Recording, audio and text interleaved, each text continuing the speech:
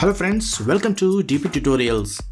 Please subscribe to dptutorials and click on the bell icon for notifications.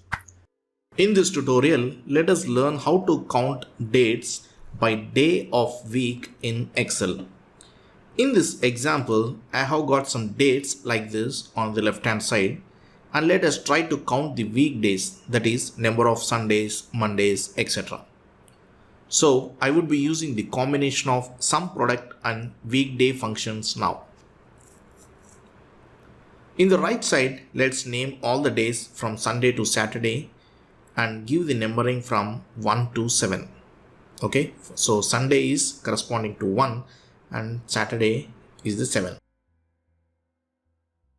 In cell E5, let us count the respective days from the date range, and I type the formula as equals to Sumproduct,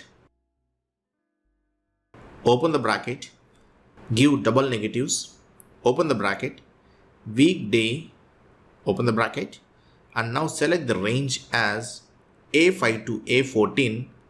You can log this as well, comma 1, close the bracket, equals to D5. Okay, now close the bracket and again close the bracket. And when you press enter, you will get the answer as 1. Okay, and similarly, if you drag this formula till the last row, you can see results like this, and the total sum of days is equal to 10, which is matching with our number of entries on the left hand side. Got it, friends? So how is this working? The weekday function with the argument 1 returns the value from 1 to 7 for the days Sunday to Saturday respectively, and the result would be an array as we have given the range in the weekday function, which we are checking with the column is condition, and by using the double negatives it gets converted into 1 and 0 format, and finally using the sum product we get the desired result like this. Okay, so friends, this is all about how to count dates by day of week in Excel.